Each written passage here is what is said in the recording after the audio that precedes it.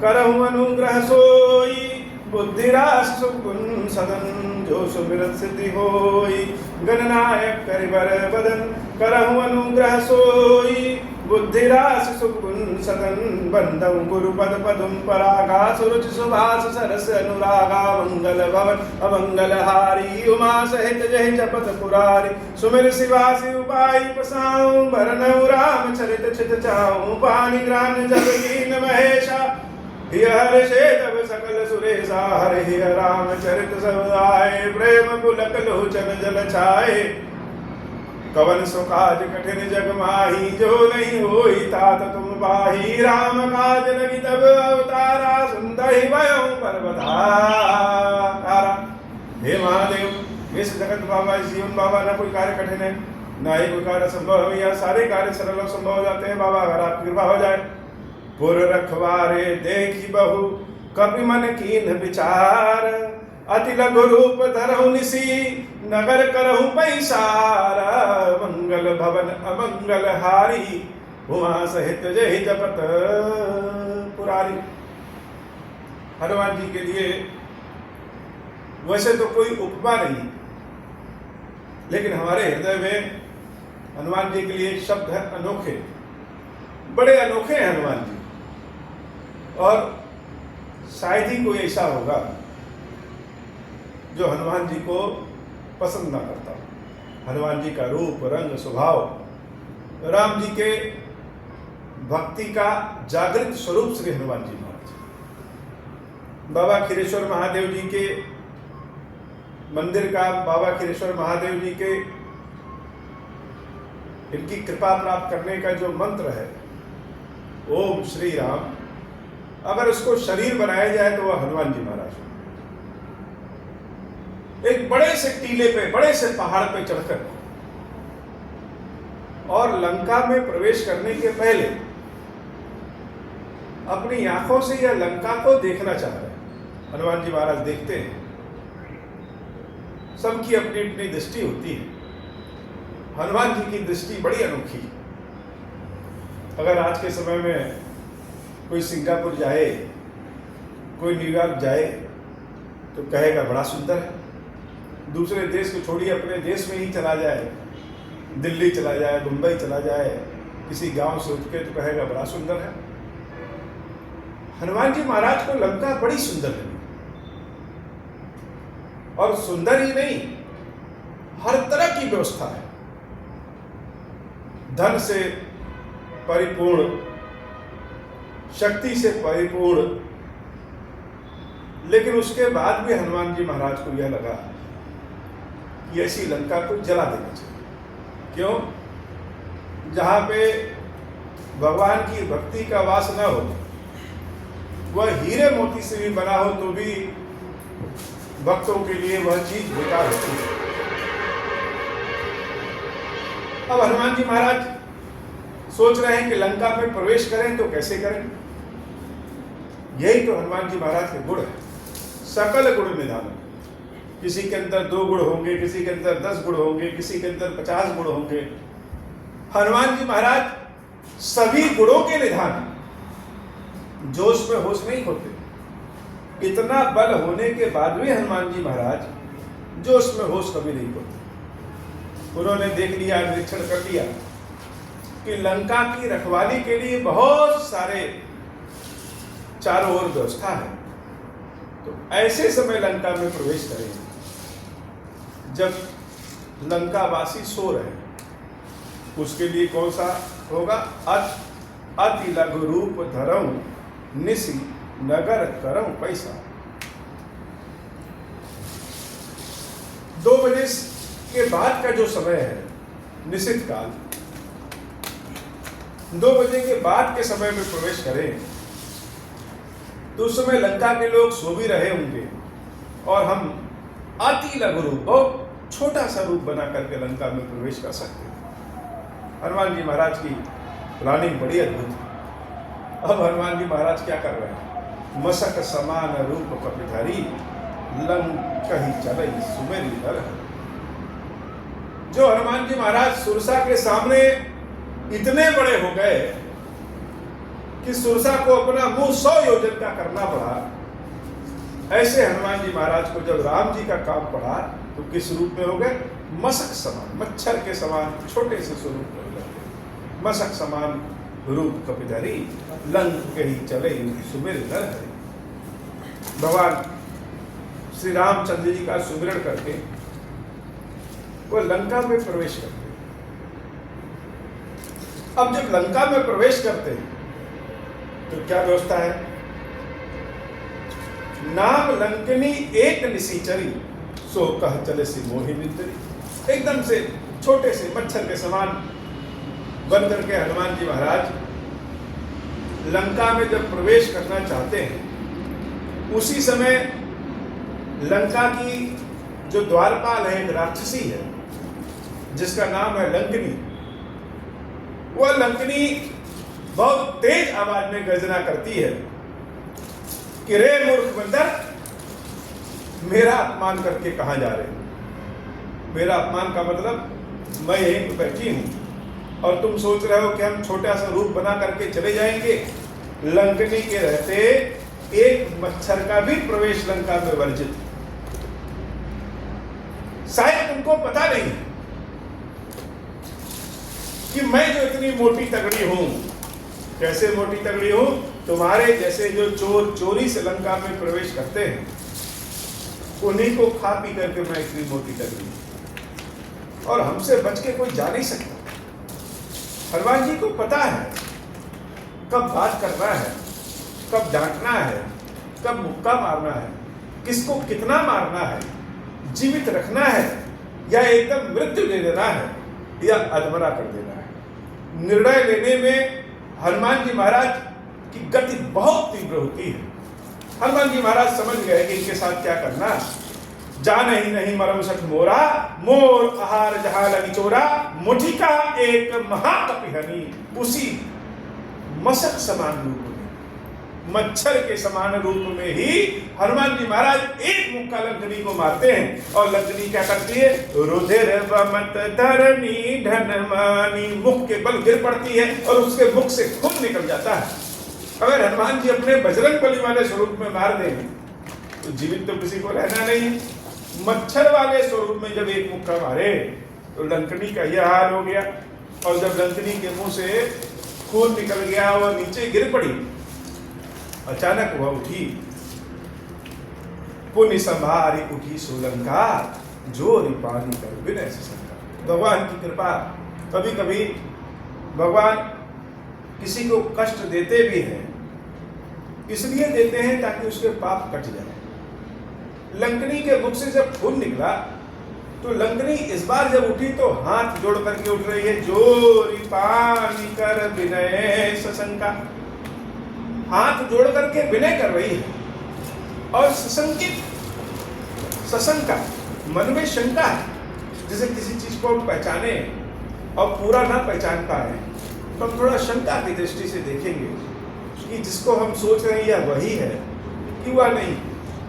हनुमान जी महाराज के समक्ष हाथ जोड़ दिया और हाथ जोड़ करके मन में शंका रखते हुए विनय पूर्वक कह रही है, जब रावण ही ब्रह्मा बर दीना, चलत बिरंची कहा महीची।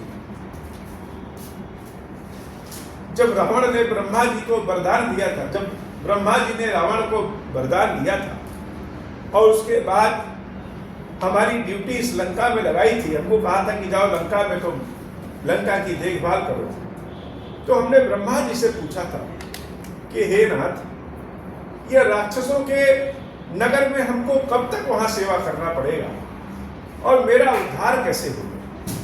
ब्रह्मा जी मुस्कुराए थे और ब्रह्मा जी ने कहा था कि जब एक बंदर के मारने से तुम्हें मूर्छा आने लगे तब तुम जाना कि अब राक्षसों का अंत हो गया है और उसी समय तुम्हारा काम वहां से समाप्त हो जाएगा। तो जब रावण ही ब्रह्मा बर दीना, चलत बिरंची कहा मही चिन्हा, बिकल हो सितय कपि के मारे, तब जाने सुनिश्चर संहारे।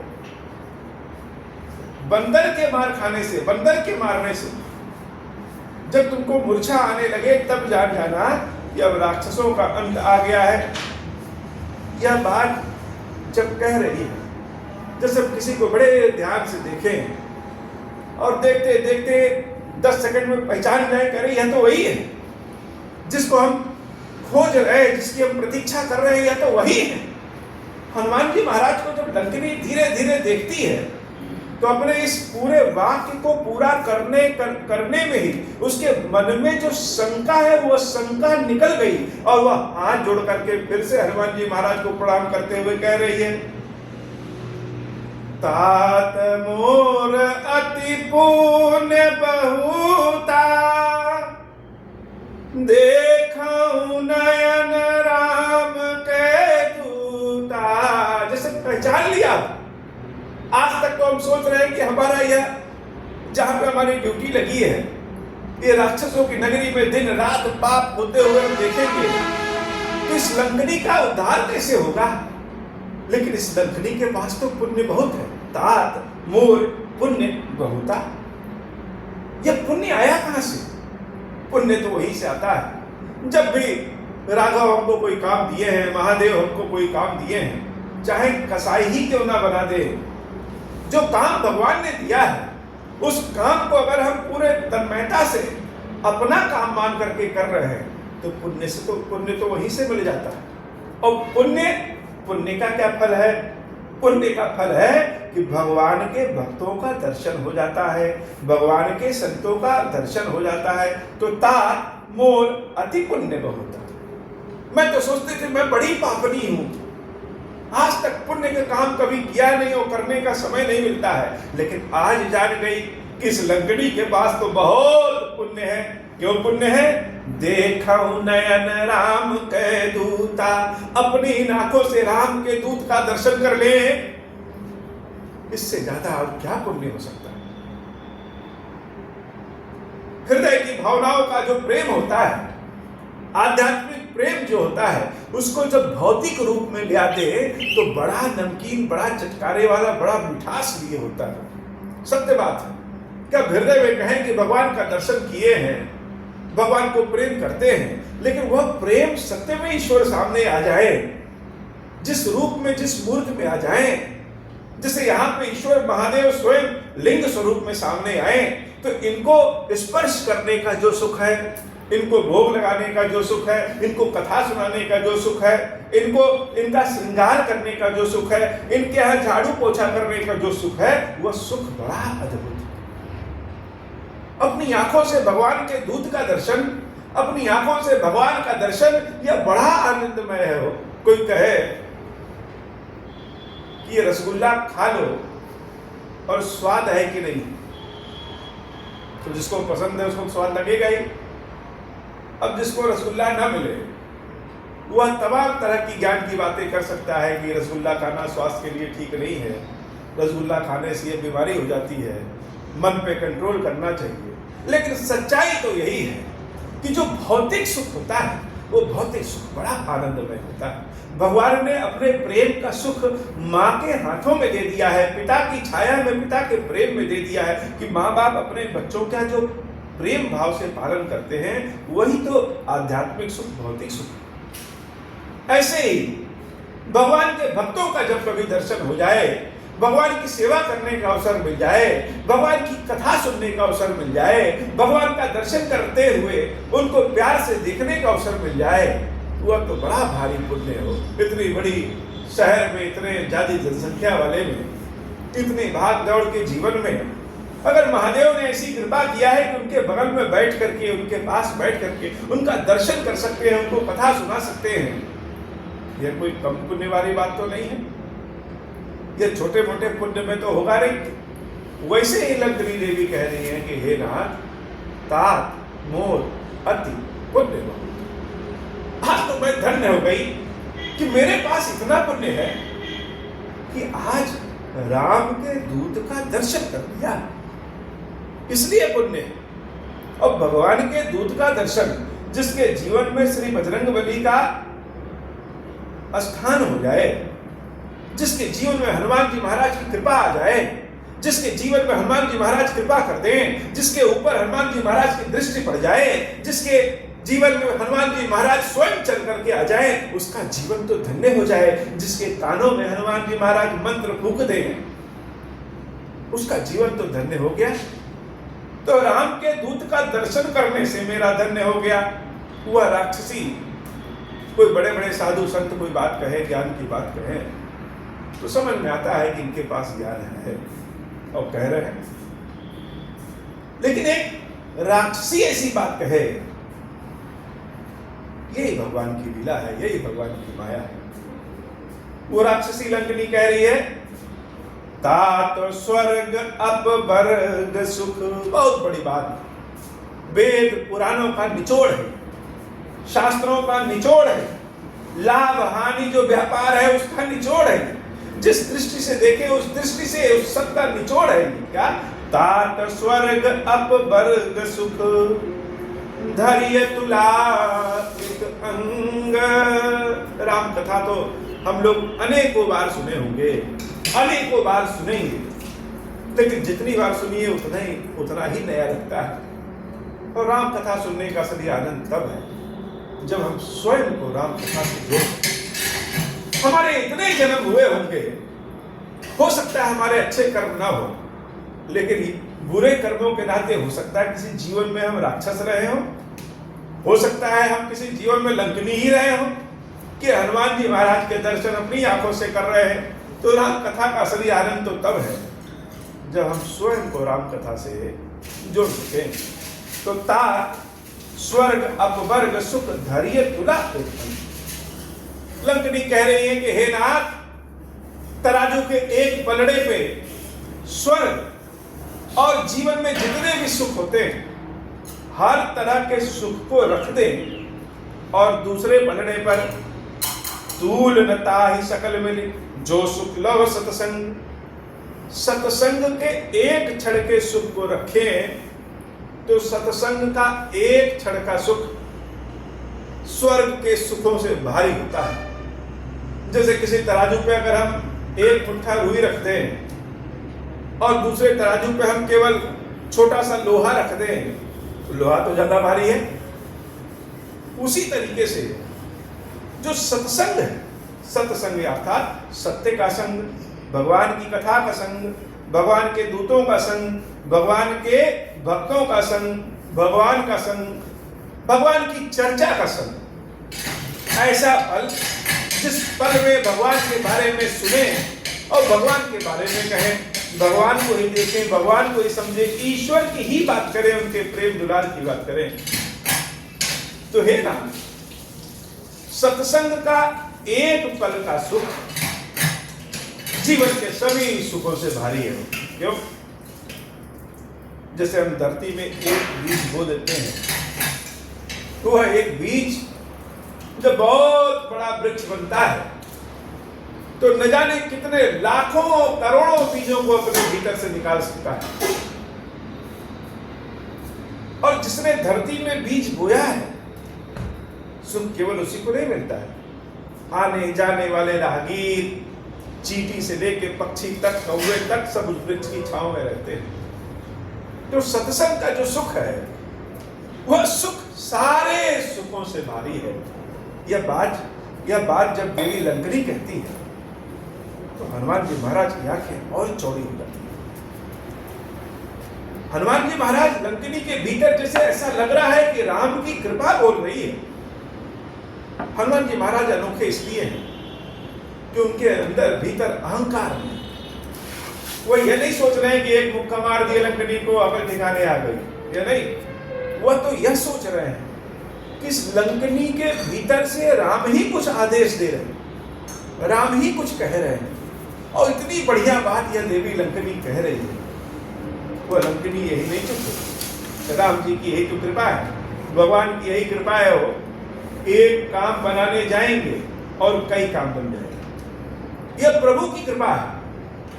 लंकनी कहती है कि हे नाथ, प्रविशि नगर कीजे सत काजा।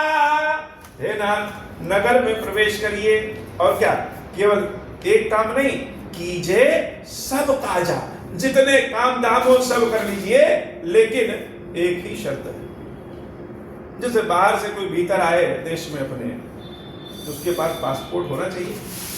हम कहीं जा रहे हैं किसी ट्रेन से किसी बस से, उसका टिकट होना चाहिए।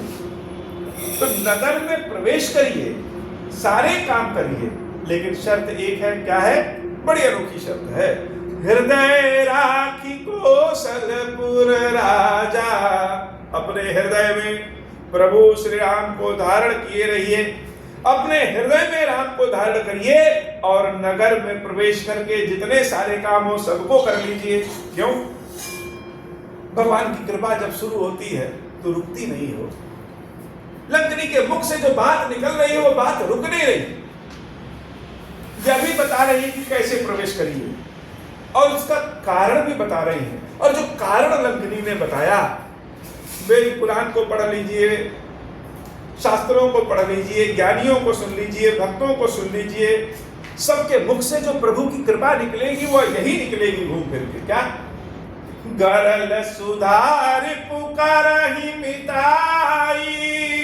हे नाथ, अगर राम की कृपा हो गई, भगवान की कृपा हो गई, तो गरल अर्थात विष ही अमृत हो जाता है। सारे देवता लोग अमृत के लिए, राक्षस लोग अमृत के लिए लड़ाई लड़ रहे हैं, और भगवान शंकर विष के प्याले को पी करके अमर हो। भगवान की कृपा अगर है तो विष ही अमृत हो जाता है। गरल सुधा, रिपु अर्थात शत्रु, करहि मिताई, शत्रु मित्रता करने लगते हैं। प्रभु की कृपा है तो शत्रु भी मित्र बन जाते हैं, और भगवान की कृपा अगर नहीं है तो अपने पिता भी यमराज के समान दिखते हैं। गरल सुधार पुकारहि मिताई, गोपद सिंधु अनल शीतलाई।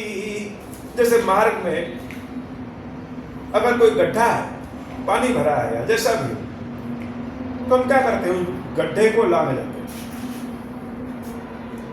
तो जो कष्टों का बड़ा गड्ढा है, ये कष्टों का बड़ा गड्ढा भी भगवान की कृपा से गाय के खुर, गाय के चलने से जो गड्ढा छोटा सा होता है, उस छोटे से गड्ढे के समान हो जाता है। कई हम सोचते हैं अरे गिर पड़े और पैर ही टूट गया।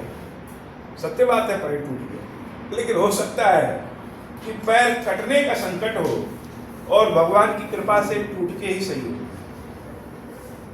लंकनी यही कह रही है कि गरल सुधा रिपु करहि मिताई, गोपद सिंधु अनल शीतलाई। अग्नि भी शीतल हो जाए, राम की कृपा हो, भगवान की कृपा हो, तो अग्नि भी शीतल हो जाएगी। कब? जब हृदय में प्रभु को धारण करेंगे। गरुड़ सुमेरु रेणु समताही, सुमेरु पर्वत के समान कोई विशाल हो, भगवान की कृपा रहे तो उसको भी तिनके के समान बना दे। राम कृपा करी चितवा जाही, राम जी की कृपा तिल को ताड़ और ताड़ को तिल बना देती है। प्रभु की कृपा से कहीं जाने की आवश्यकता नहीं हो, अमृत को ढूंढने की आवश्यकता नहीं है, भगवान की कृपा से विषय ही अमृत हो जाएगा। हनुमान जी महाराज लंकनी की बातों को बड़े ध्यान से सुन रहे हैं और सुन ही नहीं रहे हैं। जैसे हम कानों से सुनते हैं, एक कान से दूसरे कान से निकाल दें, और अगर अपने बहुत हित वाली बात हो तो कान खोल के सुनते हैं, धीरे धीरे कोई बोले तब भी समझ जाएंगे। हनुमान जी महाराज लंकनी की सारी बातों को सारे रोम रोम छिद्रों से सुन करके हृदय में बिठा ले रहे हैं कि राम को अपने हृदय में बिठाना है। जब यह राक्षसी कह रही है तो साधु सन्यासी तो कहेंगे इसका मतलब सत्य। अति लघु रूप धरऊ हनुमाना, पैठा नगर सुमिर भगवाना। मंदिर मंदिर प्रति कर शोधा, देखे जहाँ तहाँ अगणित जोधा। गयऊ दशानन मंदिर माही, अति विचित्र कही जात सुनाही। शयन किए देखा कपितेहि, मंदिर महु न दीखि बैदेहि। भवन एक पुनि दीख सुहावा, हरि मंदिर तह भिन्न बनावा। मंगल भवन अमंगल हारी, उमा सहित जहि जपत पुरारी। मंगल भवन अमंगल मंगल हारी उमा सहित जही जपत पुरारी। हनुमान जी महाराज अति लघु रूप धारण करके, जो मच्छर के समान रूप था उससे भी छोटे हो गए और अति लघु रूप धारण करके हृदय में राम जी को धारण करके हनुमान जी महाराज लंका में प्रवेश करते। अति लघु रूप धरे हनुमाना बैठा नगर सोए भगवान। भगवान का सुमिरन करते हुए राम राम करते हुए लंका में प्रवेश करते हैं। अब लंका तक तो पहुंच गए, राम की कृपा से लंका में प्रवेश भी कर गए, लेकिन अब लंका छोटी सी डलिया तो है नहीं कि जाते सीता जी को देख लेंगे। देवी सीता को चारों ओर ढूंढ रहे। मन में जब हमारे भाव देवी का रहे तो जिस घर में जाएंगे वही घर मंदिर हो जाएगा। बाबा कहते हैं देवी मंदिर मंदिर प्रतिकर सोना। उन राक्षसों का घर को मंदिर क्यों कह रहे हो? ये तो सारे राक्षसों का घर है, इसको मंदिर क्यों? तो हनुमान जी के हृदय में राम और सीता का वास है।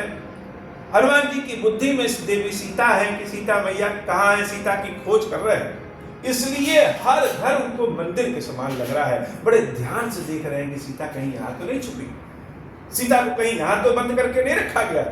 तो मंदिर मंदिर प्रतिकर शोधा और देखे चाहता गणित जोधा।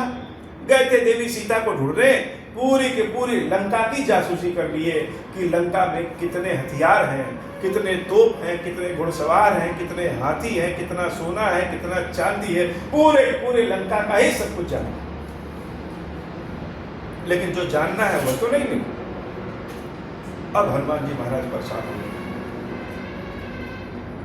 चले तो आए, लेकिन जिस काम के लिए आए वह काम तो हुआ नहीं। सीता देवी तो मिल ले रही है, मैया सीता कहाँ है, मिल नहीं रही। तो मन में एक शंका आया, मन में थोड़ा सा काला बना जाता है ना। हम किसी के बारे में सबसे पहले गलत ही सोचते हैं। किसी को देखेंगे गाड़ी से, खूब लंबी चौड़ी गाड़ी चलते हुए कहेंगे चोरी किया होगा। किसी पुलिस वाले को देखेंगे खूब पैसा खर्च करते हुए कहेंगे घूस कमाया होगा। किसी महाराज जी को आकर के देखेंगे वह बड़े बड़े मंत्रों के साथ उच्चारण के साथ भगवान की सेवा करते होंगे तो कहेंगे मन में पहले आएगा पाखंडी। हमारी दृष्टि दोष दृष्टि, हम सबके भीतर दोष ढूंढते हैं, कोई तो कमी होगी। हमारे कान सबकी प्रशंसा सुनने लायक नहीं, हमारे कान प्रशंसा नहीं सुन सकते। अगर किसी की बड़ाई चल रही हो तो मन में अकड़ूपन आ जाता है, और किसी की बुराई करना हो तो 2-2 घंटे शिकायत चलती रहे और बड़ा छटकारा ले लेकर बुराई करते। लेकिन हनुमान जी महाराज की दृष्टि दोष दृष्टि नहीं है, उनकी दृष्टि बड़ी उत्तम। यह भी तो हो सकता है कि देवी सीता को रावण अपने कमरे में बंद किया। हनुमान जी महाराज रावण के भी कक्ष में प्रवेश करते हैं। रावण बड़ा अभागा है। क्यों अभागा है? हम घर में सोए रहे हैं और कोई देवदूत आ जाए, कोई हनुमान जी महाराज आ जाए, प्रभु आ जाए, महादेव आ जाए और हम सोए ही रह जाएं तो बड़ा अभागा है। और अगर कोई संत आया और हम सोते हैं और जग गए तो हमारी किस्मत जग गई। तो हनुमान जी महाराज जब किसी के जीवन में प्रवेश करते हैं, किसी के जीवन के घर में प्रवेश करते हैं तो वह व्यक्ति जग जाता है, जैसे लंदनी जग गई। लेकिन रावण तो बड़ा अभागा है। रावण के कक्ष में हनुमान जी महाराज घुसे और रावण तो महामोह में सो रहा, हनुमान जी का दर्शन भी नहीं कर पाया। रावण के कक्ष में भी जब देवी सीता नहीं मिली, शयन किए देखा कपिते ही मंदिर मह न दीख वैदेही। वैदेही तो इस मंदिर में भी नहीं, रावण के कक्ष में भी नहीं, तो कहाँ है? अब हनुमान जी महाराज रावण के कक्ष से निकल के और बाहर एक सुनसान जगह पे एकदम चुप मार के थक के, मानो जब हमारे मन का काम न हो तो मन से थक जाते हैं। शरीर से थक जाए तो हम आराम करके फिर से तंदुरुस्त हो जाएं, ऊर्जा आ जाए। लेकिन अगर मन से थक गए तो आराम करने से भी थकावट मिटती नहीं। हनुमान जी महाराज थक हार के बैठ गए। लग रहा है भगवान का काम हम कर नहीं पाएंगे। सीता मैया तो दिखी नहीं, मिली नहीं, अब क्या करें। अभी हम जब सोच ही रहे हैं, अच्छा हमारे ऊपर अगर कोई संकट आ जाए तो हम भगवान को सबसे बाद में याद करते हैं। पहले मोबाइल निकालेंगे, जितने अपने जान पहचान वाले जो पावरफुल होंगे पहले उनको फोन करेंगे, और जब कहीं से काम नहीं होगा तब आकर के महादेव महादेव महादेव करेंगे। लेकिन जो भगवान के भक्त होते हैं, सुख हो दुख हो सबसे पहले अपने भगवान को याद करते हैं, फिर उनके भगवान जो आदेश देते हैं इनको फोन मिलाओ, इनको फोन मिलाओ, तब मिलाते। हनुमान जी महाराज थक हार के बैठ गए और राम राम कह रहे हैं। जब लगा कि अब बल समाप्त हो गया, अब ढूंढ नहीं पाएंगे, अचानक एक जैसे चमत्कार हो गया।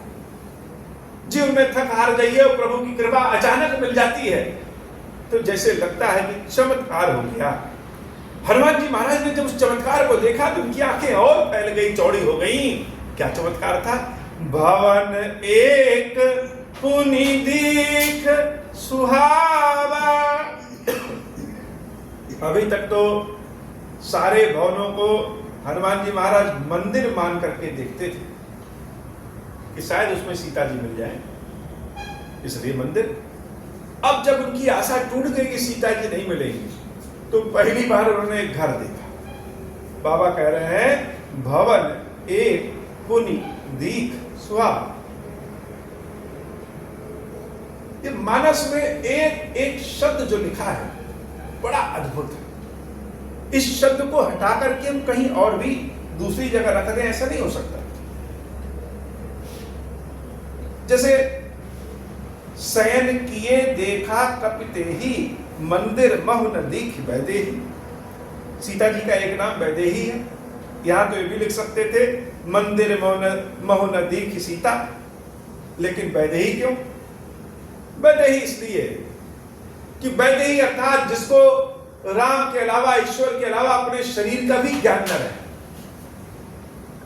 हो सकता है लोग कहें कि सीता सोने के लालच में मृग को मरवाने के लिए राम को भेज सकती है, तो रावण की तो सोने की लंका ही है। मन बदल गया हो कि जंगल में रहने के बजाय चलो सोने की लंका में रहें। लेकिन बाबा ने यहां लिखा वैदेही, अर्थात सीता का मन कभी राम को लेकर के बदल ही नहीं सकता है। इसीलिए तो कह रहे हैं कि हनुमान जी की आंखों में दोष दृष्टि नहीं। ऐसे यहां पे भवन एक पुनि दीख सुहावा। अब बंदर को भी कोई घर अच्छा लगेगा क्या? हनुमान जी को कोई घर अच्छा लगे खराब लगे क्या फर्क? रहना तो है नहीं। लेकिन हनुमान जी को एक बड़ा सुंदर घर दिखाई दिया। भवन एक पुनि दीख सुहावा। सुहावा मतलब बड़ा सुहावना घर दिखाई दिया हो। अब ये सुहावना क्यों? जब अपनी चीज कहीं दिख जाए, मान लीजिए हमको लाल रंग बड़ा पसंद है और कहीं लाल रंग दिख जाए तो हम कहेंगे अरे बड़ा अच्छा फूल है, और कोई दूसरा रंग दिख जाए तो हम उतना नहीं अच्छा लगेगा। तो भक्तों को क्या चाहिए?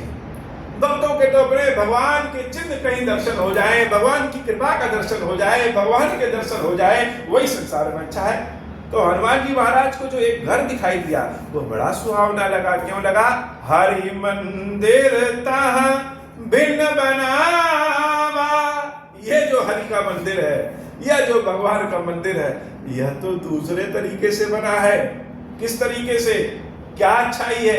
आज भी हम लोग अपने घर के बाहर बहुत बड़ा कोई एक नेम प्लेट लगवा देंगे, भगवान शंकर सदन, गोविंद सदन, या बड़ा सा त्रिशूल बना देंगे, झंडा लगा देंगे जिससे लगे कि एक हिंदू का घर है, या कुछ भी लिख देंगे। तो जो भगवान के भक्त जाएंगे वो सोच लेंगे अरे लगता है कोई भगवान का भक्त इसमें रहता है, इसीलिए इतना बड़ा बड़ा नाम लिखा है। तो भूखा प्यासा व्यक्ति भी वहां जाकर के दरवाजा खटखटा सकता है। आजकल तो प्रथा चल गई है कि घर के सामने इतना विकराल सा मुंह लगा देंगे कि नजर न लगे, बेचारा प्यासा आदमी भी देख ले तो वहां से भाग जाए। हनुमान जी महाराज ने क्या देखा उस घर में, कितना सुंदर लग गया। रामायुध अंकित गृह उस घर की विशेषता है कि उस घर के सामने रामायुध अर्थात भगवान श्री राम का जो धनुष बाण है, उस धनुष बाण का चित्र बना है। रामायुध अंकित गृहे शोभा भरनी न जाई। वह शोभा इतना सुंदर लग रहा है कि हम वर्णन नहीं कर सकते। अब धनुष बाण अकेले राम जी तो चलाते नहीं हैं, धनुष बाण तो रावण भी चलाता है, लेकिन मन में जैसा भाव रहेगा वैसा ही सारा संसार दिखे। समुद्र के किनारे रेत पे चलिए, देवी नर्मदा के किनारे जब चलिए, तो जिस पत्थर पे पैर पड़ता है लगता है कि यह पत्थर पत्थर न होकर के स्वयं भगवान शंकर है। जैसा भाव रहेगा वैसा ही दिखेगा। हनुमान जी महाराज को बड़ा आनंद आया क्योंकि घर के बाहर धनुष बाण का अंकन है। अरे ये धनुष बाण तो मेरे प्रभु चलाते हैं, और अगर धनुष बाण का चित्र बना है, इसका मतलब क्या? इसका मतलब कि इस घर के भीतर कोई भगत रहता है। और यही नहीं, नौ तुलसी का वृंद तहा देखी हर्ष कपिराई। घर के बाहर तुलसी जी के नवीन नवीन पत्ते हैं। अच्छा, ये नवीन नवीन पत्ते कब होंगे? जब कोई तुलसी जी की सिंचाई करे, तुलसी जी की सेवा करे। अब तुलसी जी की सेवा राक्षस तो करेगा नहीं, कोई भगवान का भक्त होगा वही तुलसी जी की सेवा करेगा। उसी दिन से हनुमान जी महाराज को तुलसी जी बहुत पसंद हो गई। बंदर कहीं तुलसी जी खाता है क्या? बंदर को कहीं तुलसी जी से कोई मतलब, लेकिन हनुमान जी महाराज को तुलसी जी बहुत पसंद है। क्यों? कि उस विकट छड़ी में भगवान का धनुष बाण का चिन्ह और देवी तुलसी का दर्शन जब हनुमान जी महाराज को हुआ तो हनुमान जी महाराज वही संतुष्ट हो गए। हो नव तुलसी का वृंद तह देखी हर्ष कपिराई। हर्षित हो गए, बड़े हर्षित हो गए हनुमान जी महाराज कि इस भीतर तो कोई ना कोई भगत रहता है। अब जब भीतर भगत रहेगा तो क्या? लंका निश्चर निकर निवासा। यह तो राक्षसों की नगरी है लंका, इसमें भगवान का भक्त, यह तो भगवान का ही कोई न कोई चमत्कार है। यहाँ कहाँ सज्जन कर बासा मन महु तर्क करे कपिलागा। हम सोचे कोई चीज किसके भीतर कौन रहता है तो मन में बहुत तरह का तर्क होगा ना। किस राक्षसों की नगरी में भगवान का भक्त कैसे? अभी सोच रहे हनुमान जी महाराज, तो शंका है तो परीक्षण है तो क्या करें? मन महु तरक करे कपिलागा तहि समय विभीषण लागा। उसी समय और चमत्कार हो गया। भवन के भीतर जो रहते थे उनका नाम है विभीषण। हम लोग कहते हैं जब सुबह सो के उठे तो राम राम कहें, और भगवान का नाम धीरे नहीं कहना चाहिए, तेज आवाज में कहना चाहिए कि सोने वालों के भी कानों में पहुंच जाए। हनुमान जी महाराज सुनते हैं कि जैसे विभीषण का कोई आवाज, राम राम की आवाज आ रहा है। हनुमान जी महाराज बड़े प्रसन्नचित हो जाते हैं। अरे लग रहा है भीतर तो कोई भक्त है। अब हनुमान जी महाराज वहीं पे अद्भुत स्वरूप में मंगल भवन अमंगल हारी उमा सहित जहि जपत पुरारी। राम राम तहि सुमिरन कीन्हा हृदय हर्ष कपि सज्जन चीन्हा। यही सन हठ करी हूँ पहचानी साधु ते होई न कारज हानि। विप्र रूप धरि बचन सुनाए सुनत विभीषण उठिता आए। करि प्रणाम पूछी कुशलाई विप्र कहु निज कथा बुझाई। कि तुम हरिदासन मह मोई मोरे हृदय प्रीति अति होई। कि तुम राम दीन अनुरागी आयहु मोहि करन बड़ भागी। मंगल भवन अमंगल हारी उमा सहित जहि जपत पुरारी। मंगल भवन अमंगल हारी उमा सहित जहि जपत पुरारी। तब हनुमंत कहि सब राम कथा निज राम सुनत जुगल तन पुलक मन मगन सुमिर गुण ग्राम। जब भीषण से भीतर से जब विभीषण जी का राम राम का आवाज आया, हनुमान जी की जैसे दिशा ही बदल गई। प्रभु के नाम को सुनने से दिशा बदल जाती। हे महादेव, आज की कथा इतनी ही बाबा, और ऐसी कृपा करिए कि जो कोई भी हमारी यह कथा आदि सुने, पूरी सुने, मन लगा के सुने, बिना मन से सुने, आज सुने, बाद में सुने, जैसे भी सुने, या जो कोई भी आपका दर्शन करे, जो कोई भी आपका नाम ले, उन सब के ऊपर कृपा करिए। उन सब का दुख, दरिद्रता, रोग, ऋण सब दूर करिए। अपने चरणों की सेवा भक्ति दीजिए। हे महादेव, हमारे ऊपर भी अपनी कृपा करिए कि नित्य नव प्रेम के साथ आपकी सेवा भक्ति करते रहें, आपको राम कथा सुनाते रहें, आपका सेवा अभिषेक करते रहें, नित्य नव प्रेम के साथ आपकी कृपा पाते रहें। अब हो प्रसन्न प्रभु मोह पर, नाथ दीन पर नेहु, निज पद भगति देहु प्रभु, पुनि दूसर बर देहु। तब माया वश जीव जड़, संतत फिरहि भुलाना, हम पर क्रोध न करिय प्रभु, कृपा सिंधु भगवान। शंकर दीन दयाल, अब हम पर हो कृपाल, साप अनुग्रह होई जहि विधि, नाथ थोरहि काल। दीन दयाल विरुद्ध संभारी, हरहु नाथ मम संकट भारी। जय विधि होई नाथ हित मोरा, करहु सुबेग जानि दास मैं तोरा। राम राज बैठे त्रैलोका, हर्षित भय गए सब शोका। जैस काम नर सुनहि जगावै, सुख संपत्ति नाना विधि पावहि। जो इच्छा करी हऊ मन माही, हरि प्रसाद कछु दुर्लभ नाही। मंगल भवन अमंगल हारी, उमा सहित जय जपत पुरारी। बोले श्री खीरेश्वर महादेव जी, खीरेश्वरी मैया जी की सदाई जय हो। खीरेश्वरम, हे भगवान शंकर, आप ऋण, पातक, दुर्भाग्य और दरिद्रता की निवृत्ति के लिए तथा संपूर्ण पापों का नाश करने के लिए मुझ पर प्रसन्न होइए। मैं दुख और शोक की आग में जल रहा हूँ, संकट से पीड़ित हूँ, अनेक प्रकार के रोगों से व्याकुल और दीन हूँ।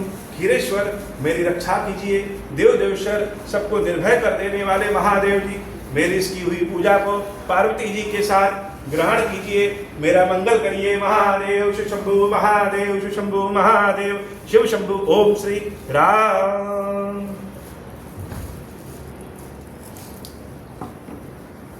ओम श्री राम बाबा, ओम श्री राम। ओम श्री राम मैया, ओम श्री राम। ओम श्री राम बाबा, ओम श्री राम। ओम श्री राम मैया, ओम श्री राम। ओम श्री राम बाबा, ओम श्री राम।